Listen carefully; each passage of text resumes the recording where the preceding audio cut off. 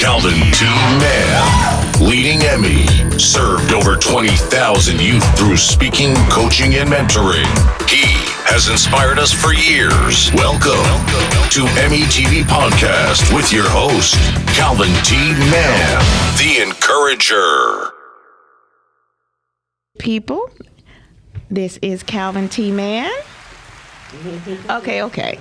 I'm not Calvin T. Mann. I am Heather Rue Miller, and I am hosting this month's episodes of EMIY TV Podcast, where we put your family first. And today, as in the last 2 Mondays, we have been featuring women who make a difference. And my guest today is so modest that she may not see all the ways that she makes a difference, but she absolutely makes a difference. When I met her, she was making a difference. And so I'm happy to have her here today. She so graciously agreed to be here with me today as we talk about her life and her journey and some of the things that make her a woman who makes a difference. And I just want you out there who are listening to know that each of us in our own way make the difference. The fact that we were born into this world, into this time, into this season, means that you are here to make a difference. And so I want everybody to be excited about that. Be excited about your today, that you were gifted today, and that you're here to see the things that you see and the things that we were just talking about, things that stir you up, to draw you to action. Whatever it takes for you to do your part, we're asking you to do that, because we need to make sure that our families are strong, our families are restored, because this is the way that we're going to change the world as we see it. It's to strengthen our families, strengthen us, strengthen our families. And so I'm happy to introduce to you Regina Walker, who is going to tell us a little bit about herself. And so we're just going to have a conversation today. I was explaining to her that our podcast really is about having this conversation. And so, and just kind of framing it in terms of how we can put our family first. And today to especially highlight women who are making a difference. So, Regina, thank you and welcome. Well, thank you. Thank you. I am glad to be here, even though I'm very nervous, but we're going to make this happen. So. Right. And so I want to thank, because I have, in the last 2 episodes, I have forgotten to acknowledge and thank our amazing engineer, Monique, who is behind the scene that is making sure that everything happens as it should on this show. So thank you, Monique. Today and for the days that I've missed and the days that we have to come, I'm thanking you in advance. So I'm putting credits in the bank for my thanks for Monique. All right. So, Regina, I want you to tell us a little bit about yourself, but I want you to really kind of frame it around like your beliefs or your life philosophy just to get started. So tell us a little bit about you. Well, what I will start by saying is that I am a family girl. Okay. I guess. Family lady. I am the oldest of 5. So I have 2 brothers by my mom and then 2 sisters by my dad. So I'm the oldest of the 5, okay. The queen of the family, as I like to say. But they all treat me like I'm the baby, right? Go figure. And then I also have 2 daughters, and I have many more additional children. So I love kids. I love family. And what has kind of shaped that is my grandmother. My grandmother was a family person, right? So growing up, we would have those Sunday dinners at her home and go over, you know, she would cook the big spread for us all to eat. Mm-hmm. And it was at that time probably like 10, 12 grandkids, not including her kids. So all of us would be in her small little house in this kitchen eating food every Sunday, right? And so if we didn't have enough room in the kitchen, she would have a table downstairs in the basement, because she had a finished basement, and we would all go down there and eat. But that kind of set the tone, I think, for me just loving on family, wanting a family. And so growing up, this sounds real crazy now, but I used to want like 16 kids. What? Say it ain't so. I did. And that is because family meant everything to my grandmother. And so being around her, family meant everything to me. Right. That soon changed to 5. You know, I kind of scaled back on that number. But I end up only having 2 of my own. But like I said, I have a lot more of the children that I call my own. So anytime I meet somebody and I like the kids, whether they're good or bad, I take them in. I love them. I just love children. Yeah, it doesn't matter. And my daughter used to say to me, she was like, "You always want the bad kids." I said, well, somebody has to love on them too. That's and right. then you learn by loving on them that they, just like everybody else, they just want to be loved. Right? So everybody else considers them to be bad, but I'm looking at them as an opportunity to show them love. And so that is part of who I am.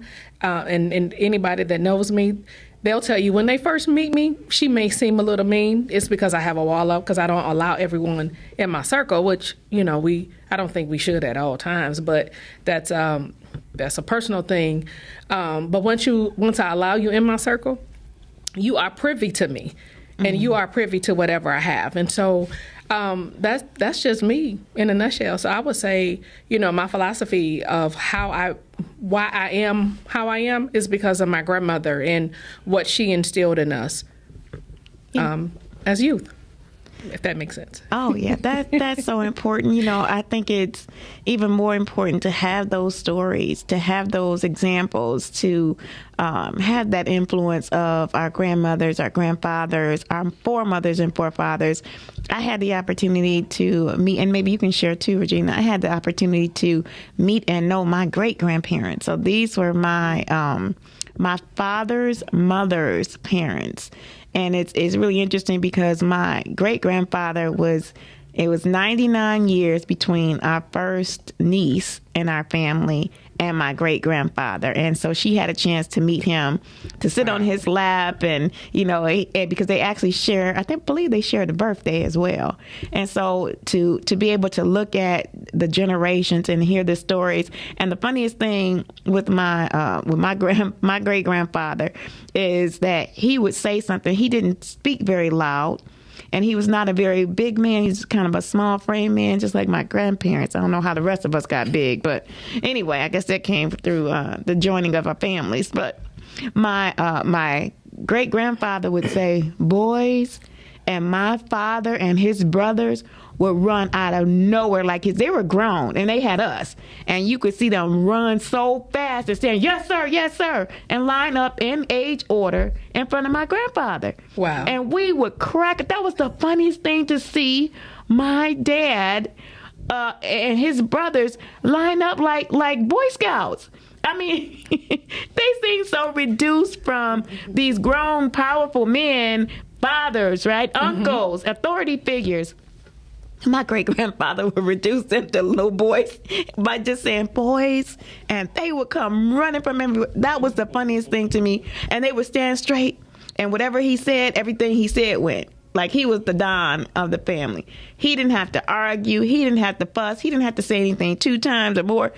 And he always said in a quiet voice, whatever, this is this and that's that. But to have that as an example of our elders, and to see the respect that my father and all my my cousins and aunts and uncles, the respect that they paid to my grandfather, my great-grandfather, and my great-grandmother was amazing to me. And so I believe that is part of what shaped us and in my generation, to have a sense of reverence and respect for your elders. And then it kind of spilled outside. It wasn't just how you conducted yourself in your family, but it was how you conducted yourself in public. Absolutely. And so did you have that similar experience with your family too? Yeah. So my great-grandparents, I knew their names. But I didn't meet them. On my grandfather's side, my mom's dad, I met we called her Big Mama. Her name was Beulah, and it's so funny because when my uncle and them would get mad at my mama, that's what they called her. I don't know if know if it was an insult or whatever because of the name, but my uncle, and he still, sometimes when he references my mom who's passed away, he calls her Beulah. But we had that same respect, even though I didn't know them. With my grandmother, if Granny said something, that's what it was, right? And you didn't argue with her, you didn't talk back. And so the one thing that I appreciated the most is that with my daughter, my grandmother told me, she was like, she is very well mannered, and she had no choice, right? Because that's what you do. And the one thing is, if I was always like, you can act up at home, but when you go out in public, ma'am, I need you to have it together, right? And so people will say, you so hard on them. No. I need them to be respectful at all times, right? So even now, my oldest one is 31, even though I tell everybody I'm 35 and we sisters, and that's the story I'm sticking with, okay? And don't judge me, all right? But even now, I'll tell my daughters when we go out in public, if, hey, you act up, I'll just look at it, wait, is that what we doing? We're not doing that, right? Okay, we don't want to act like that. And they need that, right? I think what's missing now is that grandparent component for a lot of young people, because the grandma want to be cool like the grandkids. They want to hang out, I still tell my kids, I'm not your friend. Like, you know what I'm saying? It has to be that separation. I want you to feel comfortable with me, but I'm not your friend at the same time. I need you to respect me as your parent. Right. And so I think having those grandparents to teach that foundation sometimes when the parents still don't know, I think is really good, right? And so the more you do it, then it goes from generation, it transfers from generation to generation. I think we've kind of lost it a little bit, but I don't think it's so lost that we can't get back to it. I agree. Right? And it has to be taught. I know in a new day, but some of the old things still work. You know what I'm saying? Like some of the old rules still apply. Hey, they still apply. Like no talking back. You don't talk. You respect your elders. I don't care who they are. And if they're wrong, you go to your parent and you allow your parent to handle it. They call me a hothead a little bit but I'm overprotective, and I'm overprotective of anybody's child. It doesn't matter. I don't want to see anybody's child disrespected, but at the same time, as a child, you don't disrespect an adult. Right. And so that's why I said, even for the bad kids, or the ones they consider bad, you're not supposed to call them bad. I don't know what the politically correct term is. Right. That's why they need to be loved on, and you can teach them, hey, this is not how you act. This is not what you say. I remember when Bianca was in the second grade and we were going up to the Capitol, the state Capitol, and it was a young man. I almost said his name. Can't put the kid's name out there like that. But he was acting up. When I tell you he was acting up, so I was like, he mine. I was like, I want him. And all I did was love on him up there and coming back. And he was cut up. Like, it was this man. He was like 6'2". He was scared of him. And I was like, never in my lifetime will I be scared of a kid. Okay, you were only in the second grade. And so when we got back to the school, he tells Bianca, you know what? Your mama ain't so bad after all. Oh. I said, you have to be kidding me. But I loved on him that whole time. And sometimes that's all they need is somebody to show them love. And it'll help change the trajectory of what they're doing. Now, it's not, you're not going to win all the time, but there's a 50-50 chance that you will, right? You just can't throw them away. And I think that's what has happened. The kids are being thrown away, and they need to be loved on. Everybody needs to be loved on. Everybody. You know what I mean? You throw an adult away, they gonna act up and act out, right? So showing love to everybody, I think, is essential. Especially now, we've gone through COVID where we've isolated ourselves for so long, even though you might have been with your family. I mean, you have some people that didn't have family in their homes. And mentally, to me, it is not, and I am not a psychologist, but mentally, to me, it is not good for us to be alone like that. I don't think we were ever created to be alone by ourselves. And so for some people, when they isolated themselves, it didn't do good for their mental. Right. Absolutely. And so I think we need to get back to the place where we're checking on each other, where we're loving on each other, some people don't want to hug anymore, but that human touch of hugging, I think, is important and imperative for us now and forever. you know, and that's just my own personal belief, but that's just what I believe. I love hugging. I do too. You know, and I have people tell me, "Ooh, I love your hugs. You got some of the best hugs." I'm like, well, thank you. I appreciate that. But I love giving them, right? Right. And I think when you genuinely love hugging and serving and loving on people, is easily received, you know. And so I that's what I like to do. I hug on anybody. I be at work sometimes and I have to catch myself. Girl, you can't hug on the people at work. Calm yourself, right? Yeah, they call it something different at work now, though. Yeah. But my boss, so we had at our Christmas party, the managers came in and I hugged on all the managers. Was it the Christmas? I don't know, some function we had at the office, and I was hugging all the managers, and my boss said she's a hugger, and so nobody got offended by that. So you do have to be careful because we have a lot of stuff going on that's inappropriate, right? But you know, some people can tell when it's inappropriate and when it's just genuinely who you are. Right. And so they were able to acknowledge that, so nobody took offense, which was a good thing. I mean, it's so important, and as you mentioned, just the human contact. Absolutely. Knowing that people care and people are willing to extend and share that good energy in that space is so important, even more now in this, I want to call it post-COVID, but now in this environment. Yes. Especially from being divided and isolated and afraid. There was so much fear during COVID. It was so much change happening during COVID. And I think some of the good things that came out of it was that I think it gave people a different level of appreciation about themselves and about others. I think that it gave people a chance to step back and be still, and to really give some deeper thought to what you really want for your life, what you want to see in our world and our community. I think that was a good opportunity to do that. And there were a lot of people who had a lot of shifts in terms of their career and their career pathways. They decided, I don't want to go back to being confined, or I don't want to go back to having to push and press and compete. I don't want to go back to that. I want to do what I always wanted to do. So maybe I wanted to be an entrepreneur. Maybe I wanted to be an author. Maybe I wanted to travel. Maybe I wanted to open up a daycare. Whatever it was, I think it gave each of us an opportunity to pause and reflect, to pause and consider, which I think is such a huge opportunity. I mean, it's almost like the whole world shut down to pause and reflect. Absolutely. And you know, there was a lot of losses during that time in terms of just human loss. And I think that also there was a lot gained in terms of our humanity.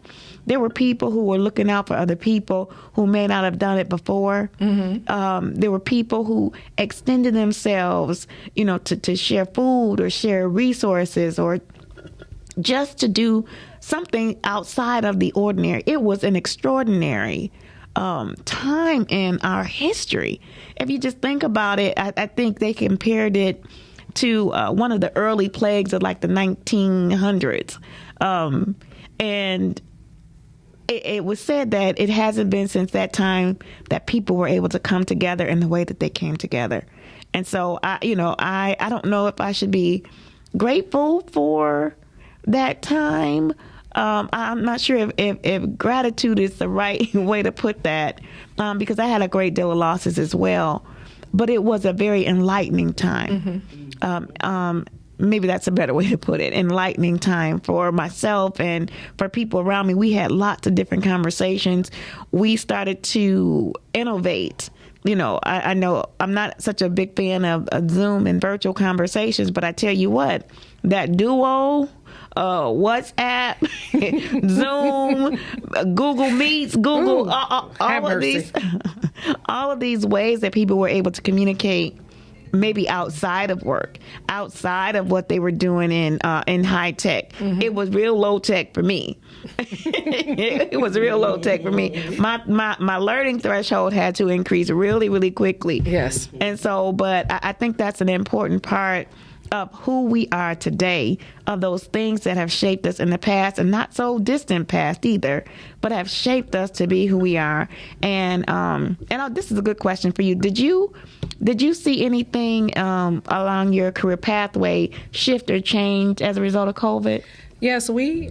So for what I do for a living, most of our meetings were in person, right? We have personal contact with our clients, and so we had to go virtual, which was different, right? So you're talking to your clients about what it is you need to talk to them about, and now you're in this virtual space. There's no human contact, and it was good because it allowed us to spread our wings as to what we did, right? So if you were just in Michigan, not just for me, but for any business, if you were just in Michigan, now you could be anywhere in the country because you could do what you do virtually. So it was a good thing, but then it was a not so good thing because I like human touch. For me, right? It was not so pleasant because I like to be around people. I hated it. I didn't like it. I don't like to be on the Zoom all the time. I'm zoomed out. I'm just gonna be honest. I am zoomed out because we had meetings after meetings after meetings, and it was like, how are you productive when every time you turn around you have another meeting that you have to be on and you're just sitting? So of course for some people it was a lot of weight gain, right? You gained weight during that time because you had to literally just sit there and be on all of these calls or in these meetings with the clients. So the mobility that you had before or that you were doing before, it kind of prevented you from doing that as much as you could have. If you could get in your car and drive and then, you're walking, you're moving. You know what I'm saying? So it limited us in that way, but it did allow, again, us and our industry to be able to expand our businesses across the nation. So that was the good thing. And what I wanted to say on that too is that change is inevitable, and we fail to realize that nothing stays the same, and people don't like it. And so even how we work, what we were doing 10 years ago is totally different now, and so people don't like change. And so I hear people all the time saying, I want things to go back the way that they used to be. Well, we are in a different time. Things will not go back to the way they were. And that is an indication that people don't want to change. They want to revert back to the old, opposed to taking what has been given to them and saying, how can I make the best of this situation? Because that's really all we can do at this time is say, you know what? These are the lemons that I've been given. How much lemonade can I make with this? How sweet am I going to make it? It's going to be sweet lemonade or is it going to be sour lemonade? Take it and do the best you can with it. And so with COVID happening, which it was very devastating to see the number of people that have passed away in such a short time, because I had quite a few people that I knew that had passed away. But it was devastating to see all those individuals pass away. But that let us know that we have to shift. We have to change the way we do things. And so I had a couple of people, I'm silly, so I always say something crazy, but I had a few people, I had said to a couple of my friends, I said, so now we have to tell people to wash hands? I thought we was doing that before COVID. Like, why do we have to tell grown folk that they need to go wash their hands? Why weren't we doing this before? You know what I mean? It's like things that should have been normal that we should have been doing. But because of where we were, it had to really be emphasized. Hey, you need to make sure that you're cleaning your hands. And I mean, I've seen people come out of the bathroom where I work at and not wash their hands, unfortunately. And I'm like, I hope you're not going to eat or anything like that, right? You touching that door. So, but I've always been a germaphobe. My sister told me years ago when I stayed in Louisiana with them, she was going to school to be a nurse. She said, you need to teach a hand washing class. I was like, what? She was like, you wash your hands too much. So if you ever see my hands, they are always dry because I constantly wash my hands. Like when I'm cooking, I'll wash my hand 20 times and I'm like, girl, but that's just me. Like, I like to be clean. So this is what I do. But I mean, again, change is inevitable. It's just embracing the change and just moving forward, making the best of it. We're not going back to the way things were, It's just not going to happen. So how do we pivot? You know what I mean? We have to take what we have and just make a nice pivot and keep moving. The one thing that I do appreciate about COVID, and I don't know if you can appreciate COVID, but the one thing, the good thing that you can take out of it is I believe we learned to appreciate people more because loss was so rapid. Like, it was very quick. You know, it's like before you could blink your eye or relax from one person passing, it was another. And I think what it showed us is that life is short. And so while life is short, you love and you embrace you love on the people while you have them, right? Because tomorrow is not guaranteed. I remember in 2010 when my daughter's father had passed away, the neighbor had called me that the same night that he passed away, and we had a conversation, and he was saying how he felt really bad, that her dad had passed and all of that.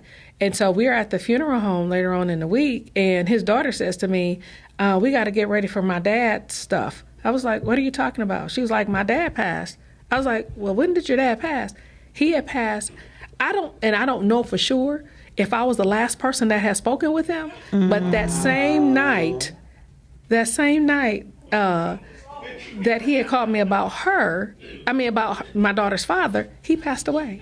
Wow. And so, in life, we just, again, that goes back to loving on the people, embracing your people while you have them here, because you don't know when they're going to check out. We don't. And you know what? I think that's important.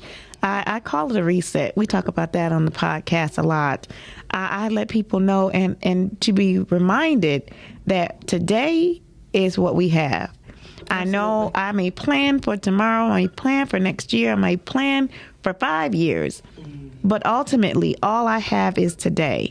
And so I try to make sure that the things that I do in today, I fulfill those things. And then I am, at the end of my day, I feel good about releasing that day. I can turn it back over and say, I did as much as I could with what I had today, and I feel good about that. And so what I didn't finish today, if the gift of tomorrow is a present, then I'm going to take advantage of that at that time. And so for me, just to be able to live my day to the fullest, I kind of plan that out. At the start of my day, I review what I have, going on for that day, and then I move on to the next thing. But I have to pay attention to when things begin to shift. So one of the things that happens when that day kind of shifts, and the things that you have planned and you've done your best to do whatever it was that you were trying to accomplish, you have to be able to take your hands off of it. Because at that point, I say so I'm on autopilot and I let God do the rest. So if I have an event coming up and I plan it well, I execute all the steps, and when it doesn't go quite the way that I expected, then I take my hands off of it and say, okay, well, God, this is what you had in store for the rest of this day. This is how you saw the outcome of it. And I'm okay with that. I'm so good at it now. I don't stress. And we, in our organization, we have things going on all the time. Programs and events and outreach and podcasts and videos and messages and all the things that we have going on. I had to be okay with releasing today into today. And if that gift of tomorrow arrives, then I'm going to embrace that too. And I'm going to be grateful for what I had in the previous days as well. So I did want to ask this question about this journey into this new space. Some of the things that I've noticed for a lot of people, that level of creativity or the level of those things that you always wanted to do started to emerge. Have you found anything as a result of these last 2 years that this is something I really wanted to do for myself, or I wanted to bring into the world? I love to hear about, and I'm going to just put her on the spot for a minute. Our engineer, Monique, she said, what you say? I know. But when we talked about, she has a vision and a dream for her life to sing. I say she should be singing down the hallway, when she get on the elevator, when she walk across the lobby. I mean, if I had the opportunity to sing, if I had the gift of singing, you would not be able to keep me quiet. Come on, Monique, let's hit it. You ready? I got you. I'll be your backup. Come on. But I love to sing too. So hey, do you sing? Yeah, I love to sing. Okay. You see, I told every time I talk to Regina, it's something else that she can wow and amaze you with. So listen, my mom, when I was like 12 years old, I'm transparent, so that's what it is. When I was 12 years old, I heard myself singing in my sleep. Like to Anita Baker, like in my sleep. I woke up and I was like, what was that other voice? That was me singing. And I was singing, the radio was on, and I was singing to the radio. And my mom came in there, she was like, you're singing in your sleep, right? I was like, wow. Oh, yeah. But I do, that's, that's an outlet for me. Oh, right? Wow. Yeah, and I've always wanted to, do a song. My sister, my baby sister, she's always wanted us to do an album. We need to do a song together. Huh? We need to record something. I was like, yes. Oh, okay. What's the hold up? What are we waiting for? Monique, Regina. What's your sister's name? I'm gonna call her Cal. I ain't gonna say her whole government name. Okay, Cal. Look, I said the same thing to our one of our mentors. Well, two of our mentors, Dave and Victor and Calvin. I said we're gonna do a fundraiser for single ladies. All we're going to have them do is all crooner songs. So all romantic songs. I said, we are going to raise the money for our program. Come on now. 3 handsome men singing. Make it work. Oh, yeah. So we'll bring you guys out for, what is it? When you transition, we give them a chance to recover from the singing. We bring you 3 out on the stage. So what we singing? What we singing? I don't know. Well, she in Louisiana, so I don't know if she gonna make it. So look, we can put her in virtual. I'm gonna tell her too. She gonna be like, "Oh my goodness, girl." So did you find yourself exploring new hobbies and new interests during that time for the last 2 years? Well, my interest in me looking to do new hobbies actually came before then. So I'm going to tell a little more about myself. So in 2017, I had a heart attack. Oh, wow. And flatline twice and almost a third time. But for grace, right? I am still here. And so I am forever grateful that God spared my life, because what they told me is that for a lot of people, they don't make it, right? And for women, the symptoms are, they are different. And, I got up that morning, got dressed, and went out and had lunch with we had breakfast with one of my former coworkers, and got back home to get ready to prepare some letters for my daughter for the debutante, and ended up with a pain in my chest. And you know how you say sometimes we, you don't have to worry about the day because God will orchestrate it to work out the way you need it to. And so one of my girlfriends, I had been trying to catch up with her all week. She so happened to call me that day, like when I got home, because I was feeling tired, so I was going to go home and take a nap. I was like, I'm tired. Let me go home and take a nap, and when I get up, I'll finish doing what I need to do for my daughter. Lo and behold, if I would have laid down, you would not be talking to me today, right? I would have, my daughter would have come home from school, just to be honest, and she would have found me in the bed or on the couch, deceased. And so while I was on the phone with my girlfriend, I ended up with this pain in my chest, and she was like, "You want me to call emergency?" After a minute, because I'm going, all the emotions and this drama I was going through, it wasn't funny, but it was, because I was still being silly, but yet I was in pain. And so I finally agreed to allow her to call 911. She did. They came and they got me, and as soon as they got me in the ambulance, I flatlined. Wow. And so from my house to the hospital was probably 15 minutes. I lived in Clarkston. They took me to the hospital in Pontiac. So just, imagine, because I tried to time it one day doing like 80, 75. Hopefully the police ain't listening. That was a while back, so y'all can't give me no ticket. And so, I'm driving and to see, I'm in the ambulance, and I get to the hospital, and they say, I'm like, I flatlined, and when I came to, the gentleman says somebody upstairs is looking out for you. So he knew that I was gone, because when I came through, I was all exposed, and I was like, "What did this dude just do to me? What happened?" You know, my shirt was cut open, and that's because he had to perform CPR, but I was still being silly. So when they got me out of the ambulance and took me into the hospital, I hear them talking. The doctor is talking like she's in cardiac arrest. Do you know, I still did not know what was going on. I had no clue until the end of the day.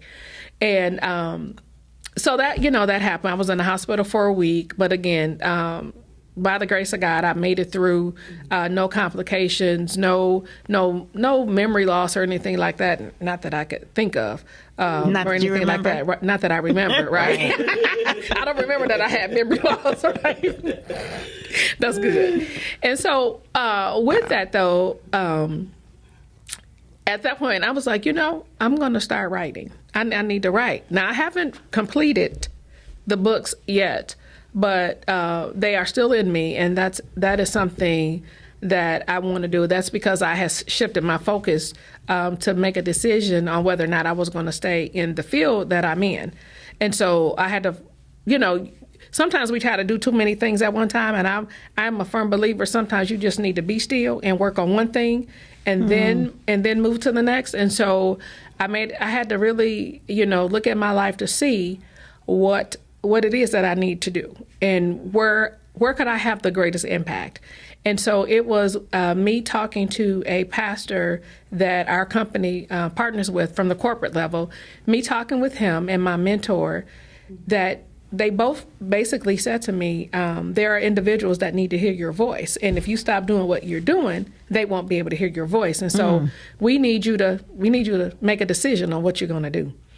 And so I had to really think about that thing. And so in the midst of it, I decided, you know what? This is what I'm going to do. I need to change lives from this level.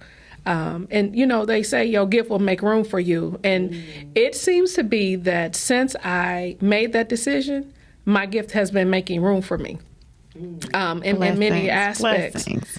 Yeah. And so with that, I'm going to, me writing the book, I have actually, I think 2 books that I will be writing. And one I'm in collaboration with now with someone that we will be working on it together, and prayerfully it'll come out sometime before the year is out, and then I can at that point start working on the other 2 that I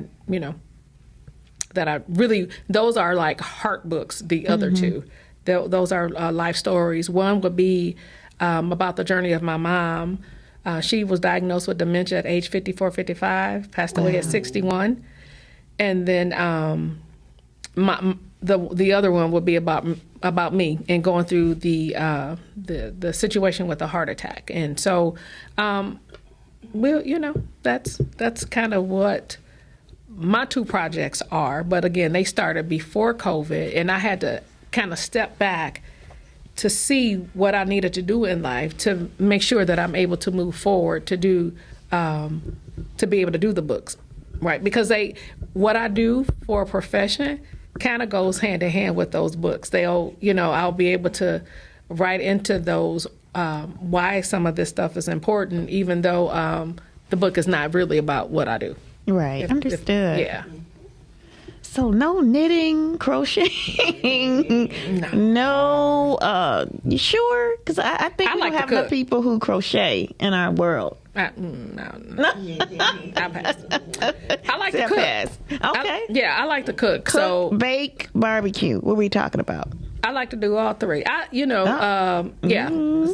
So for Father's Day, I bought me a barbecue grill.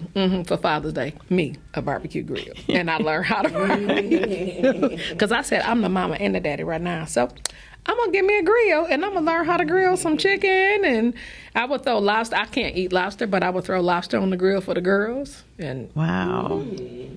Yeah. But I love to cook. I kind of miss it. Like I wish I had more people in the house, kind of, sort of, only for the dinner time, so that I could cook for people, because I do. That is the best way for me to relax, is for me to go in the kitchen and cook. That is my happy place. So even when my grandmother passed away in 2003, I think the day after she passed, I cooked breakfast for the entire family. I'm like, well, I'm cooking breakfast tomorrow y'all gonna eat? And they was like, if you gonna cook, we gonna eat. Right. You know, I've done an entire Thanksgiving spread by myself.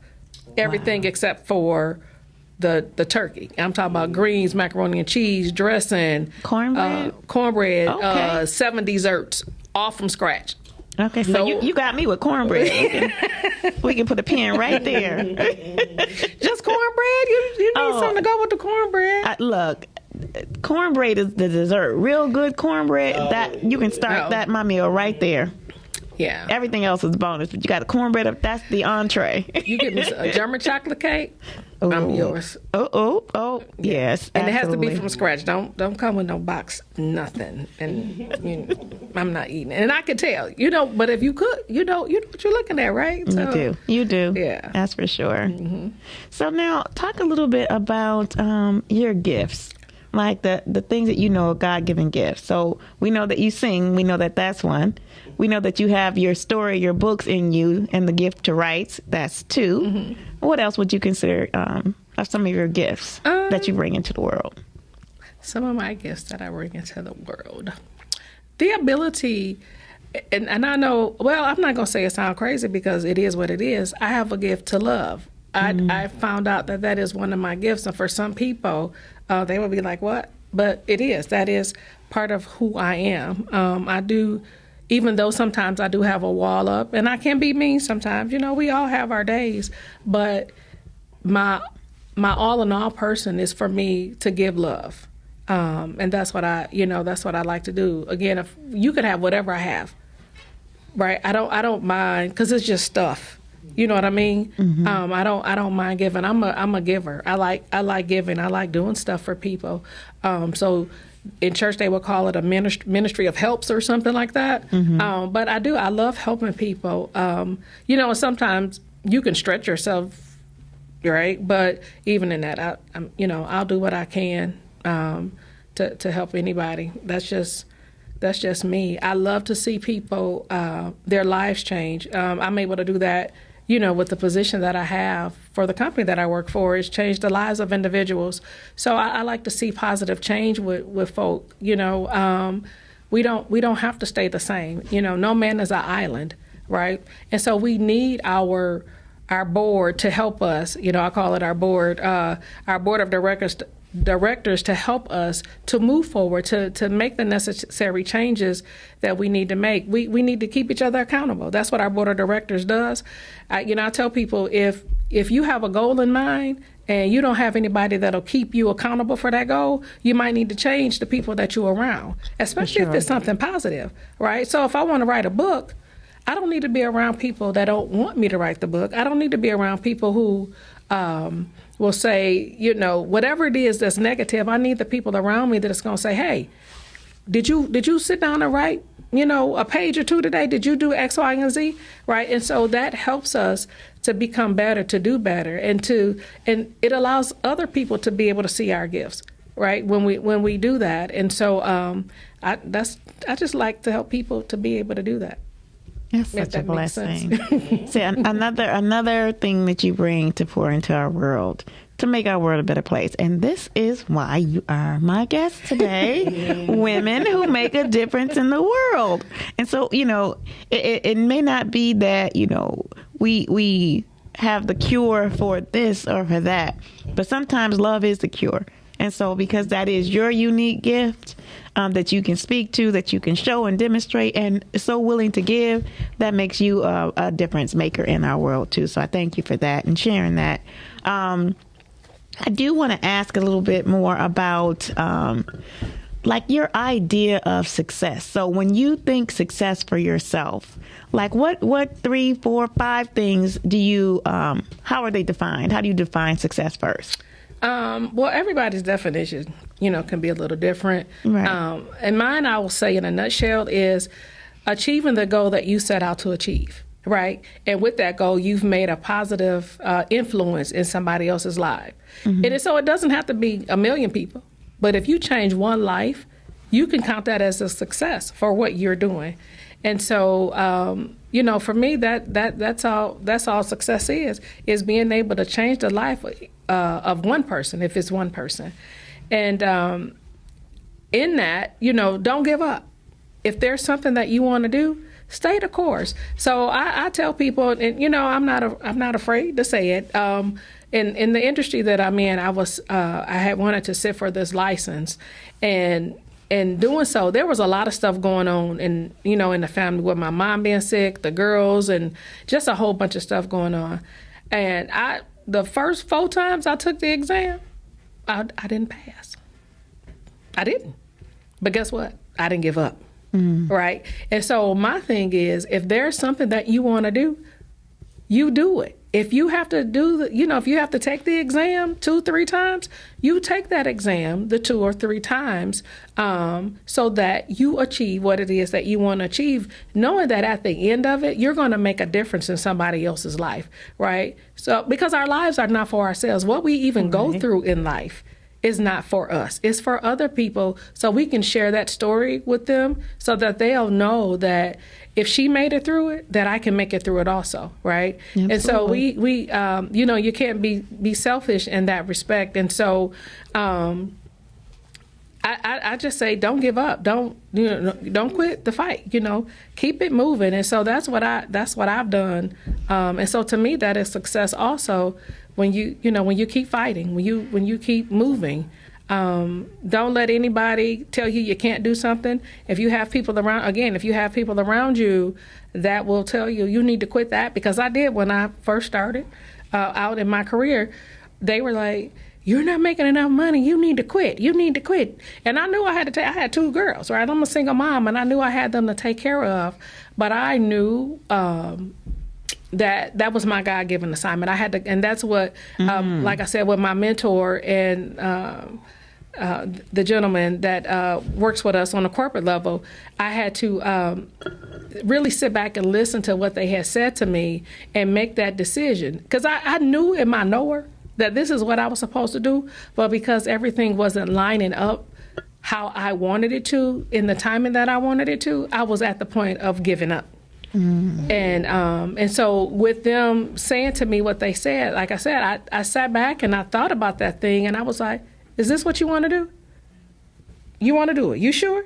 And I said yes. And I was like, "Okay, God, I'm giving it over to you, because I've been fighting with this, for a long time. And that's the worst thing you can do is fight against him. You ain't gonna win, no way. So, right? Why fight?" And so I just kept fighting, and I was just like, you know what? I'm gonna do it. And then with that, there was another. I just obtained another certificate. It was a 15-month program, but I was able to get it finished because I decided that this is what I was going to do, and I was going to stay the course.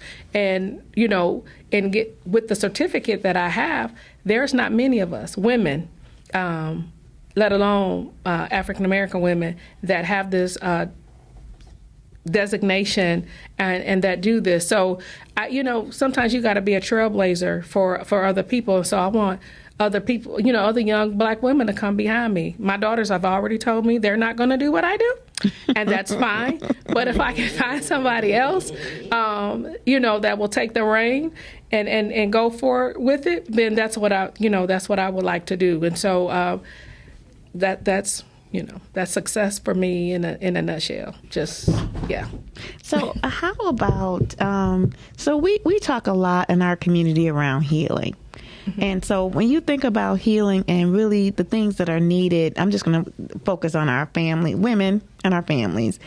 When we think about self-healing, what kinds of things come to your mind for women in self-healing? What kind of things do you see that we need to do? Ooh, that's a good question. Part of it is going to be first acknowledging. You have to acknowledge the hurt or the pain, right? I don't think you could ever self-heal from anything until you properly acknowledge what's going on. So that, to me, that's the beginning. And seek out somebody for self-healing. Seek out somebody who knows more about that situation than you. No one person knows everything. Right. And it has to be somebody that you trust. So it might take a minute, but seek out somebody that you can confidently talk to that will help you through it. And for me, I'm a firm believer, again, that you do not need a yes man for everything. You can't heal when you have somebody that will yes everything that you do. You need somebody that will tell you, you know what? Okay, listen to what you just said. Now tell me how that sounds. If I said that to you, is that something that you would tell me that I should be doing? Right? We need people that will correct us. We need to take time for ourselves. Right? Sometimes away from the kids, away from the family in general, to just sit back and woosah, because we try to do everything. You know, I've always said you can't be all things to all people. Right? It's very difficult to be able to do that. So you have to take, you know, the things that you can handle. Like you said, you go through your day and those things that you can do, you do it, and everything else. Hey, if it doesn't get done, maybe it was in God's will that it wasn't done that day, right? And you move on to that next day, which is your present, and you take advantage of it on that day. But don't try to take on so much.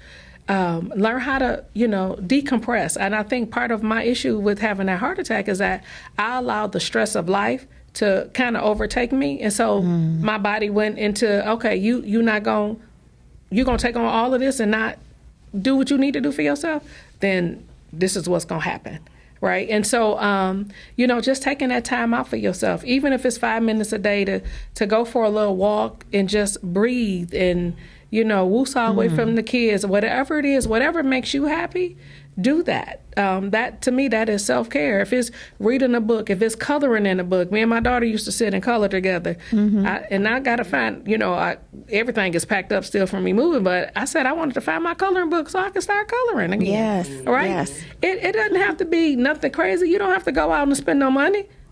You know, stay at home, color in your book, go in your room by yourself and just relax. Turn on some nice music and just relax and do you for 5-10 minutes. You know, we should do that at least once a week, if not twice, you know, maybe even more.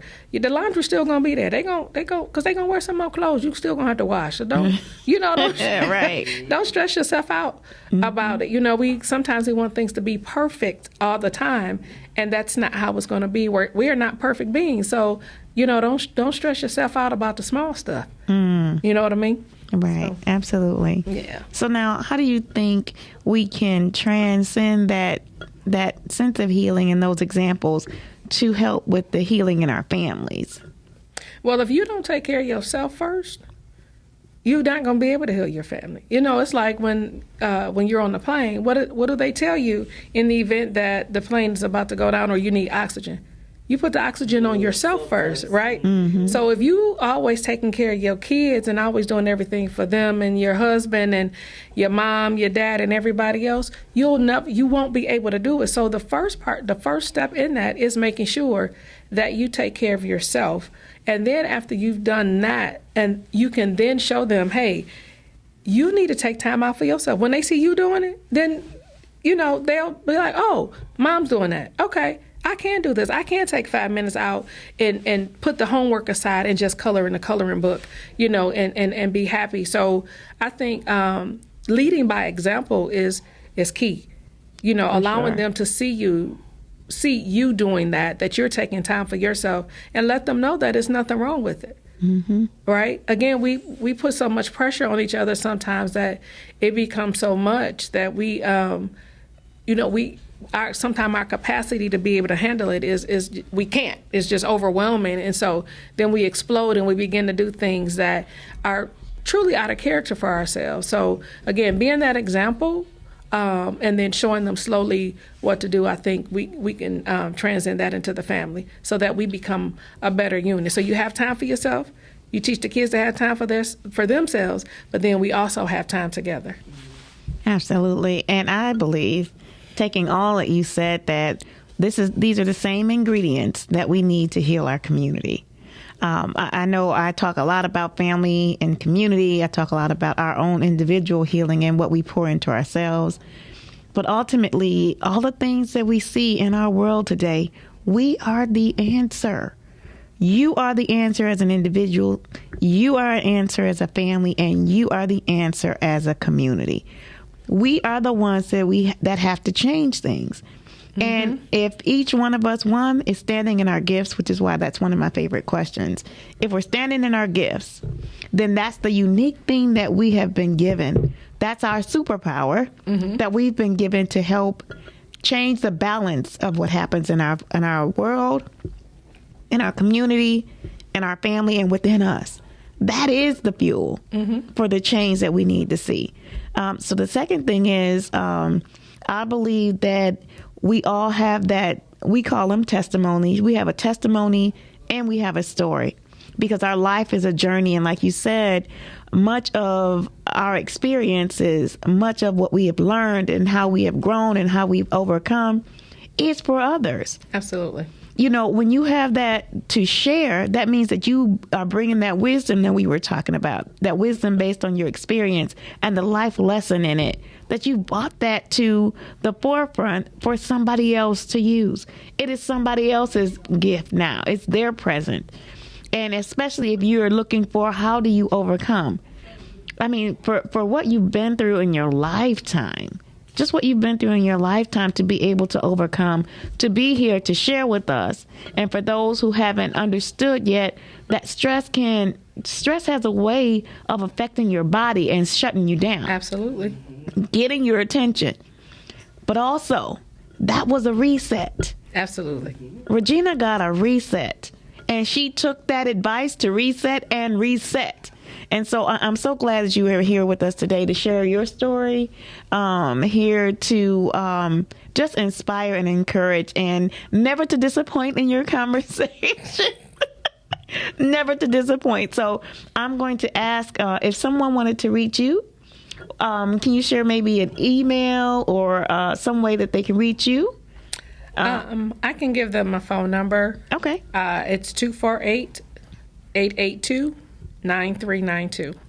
And let me just say that, I'm going to ask you to say it again, too. Let me just say that Regina is such an inspiration, and she has been since I met her.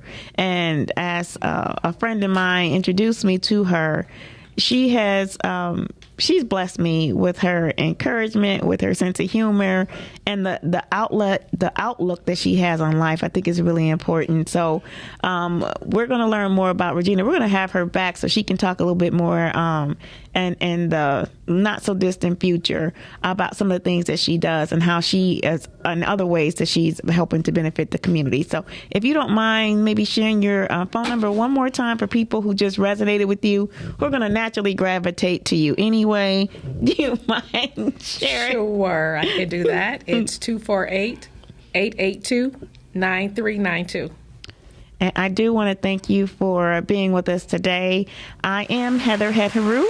You can reach out to me at yourinspiredjourney.com. That's inspired with a D at the end. Yourinspiredjourney.com. My phone number is 313-759-7855. And don't forget, I also am a personal change coach. So if you have that story in you, the book you want to write, the book you want to finish, the book that you have but you don't know where to start, that is part of what I do with Your Inspired Journey. Also, I also do one-on-one coaching. So if you're looking to make that next step, take that next step, make the dream that you see for your life come true. I'm a personal change coach, and I can help you navigate that. So I want to make sure I added that. And finally, as the executive director of Encourage Me, I'm Young, I want to direct you to our website, which is www.emiyworld.com. That's emmyworld.com. Follow us on our social media. Find us at Emmy World on Instagram. Find us on Facebook and most social media platforms. Look at and see what we're doing. Donate, support, because our goal is the restoration of families through Sealing the Lives of Boys. And so we have mentorship programs. We have an upcoming Respect Day that happens every April 6th. Look for more information about our Respect Day coming up next week and how you can be involved and share these positive messages around respect, defining it, because and our identity, we have to be the ones who define who we are. We have to be the ones also who define respect, and also the respect that we demonstrate. It's one thing to share it and say it. It's a very different thing to model it. And if we had more respect in our world, in our families, in our communities, we could really change it to what it should be. All right. And so I just want to thank you for joining us today. Our host, Calvin T. Mann, and our co-host, Dave Patterson, will be with us next week, and looking forward to having them back so that we have that male energy present. Not that our feminine energy isn't enough, but it's always nice to have a balance, So it's always, it's just, we need only one woman to stand in the group of that masculine energy. So, again, have a awesome week, and we look forward to seeing you on our next METV podcast. And remember, as always, put your family first.